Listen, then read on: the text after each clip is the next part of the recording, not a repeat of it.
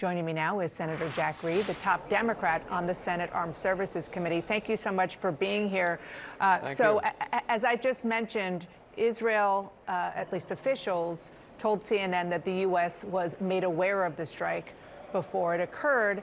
And this is just a day after President Trump gave Hamas a last warning, in his words, to accept his latest ceasefire proposal.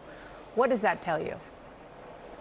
Well, this attack was extraordinarily disruptive of whatever peace process, even one that was very faltering.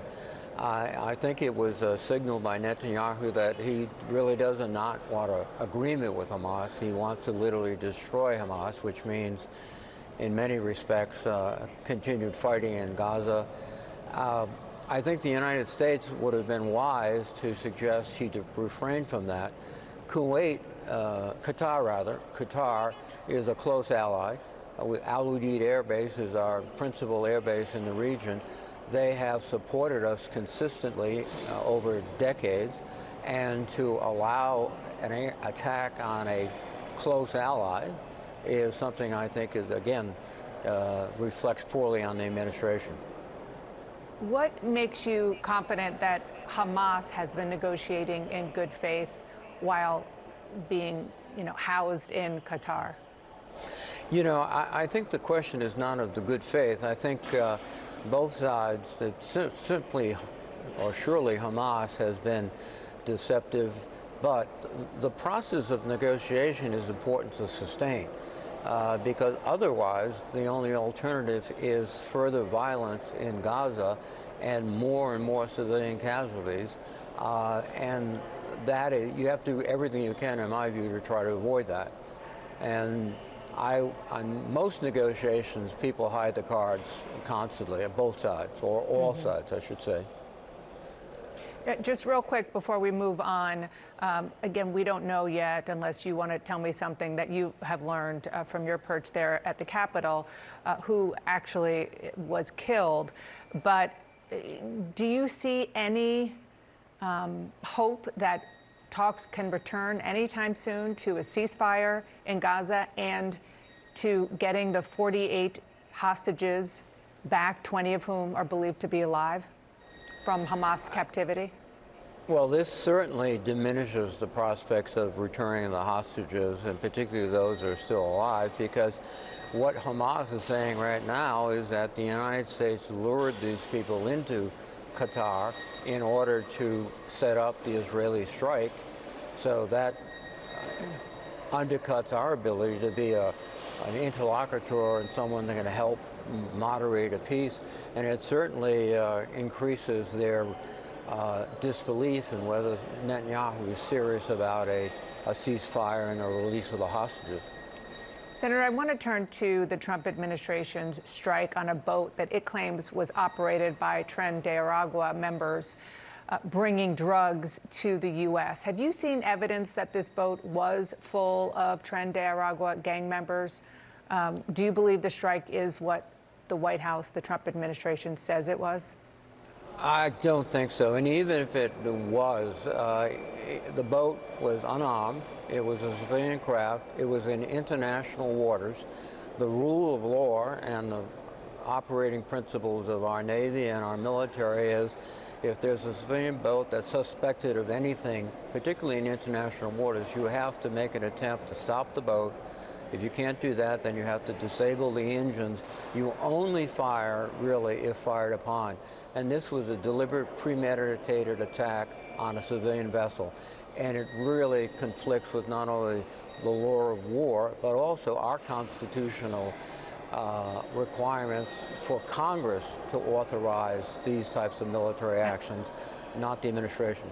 I want to ask you about that in 1 second, but I just want to make sure I understand what you're saying. You said it was a civilian boat, and you do not think it was, in fact, a gang, a very well-known gang that was on that boat? We don't know, frankly. The administration has indicated that their intelligence suggested there was members of this gang. That could be the case, but we don't have any details. And also, again, under the law of international operations, the law of war. If they had stopped the boat, then they could have convincingly shown who was on the boat, what was on the boat, and if it was in international waters, they could at least urge that, or make the case that they should be arrested. CNN has reporting that the Trump administration is considering strikes now inside of Venezuela on the Tren de Aragua and other drug cartels. Is the Senate going to allow the administration to go to war effectively with Venezuela without a vote or informing the American people? Well, I hope not. I was just on the floor raising that same issue to my colleagues. The power to declare war is constitutionally vested in the United States Congress, not the President of the United States. You know, he cannot invent enemies and then conduct unilateral military campaigns across the globe against them. If this is an all-out war, quote unquote, and they love the term war, then the United States Congress has to step in and authorize it. Just real quick, you mentioned the word war.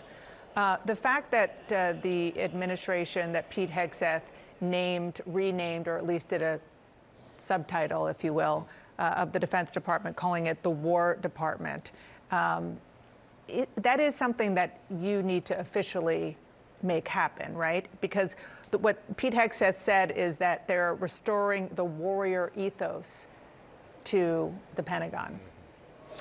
Well, the Congress would have to change the official title of the Department of Defense. In Title 10 of the U.S. Code, it is the Department of Defense, and he is the Secretary of Defense. That's the law.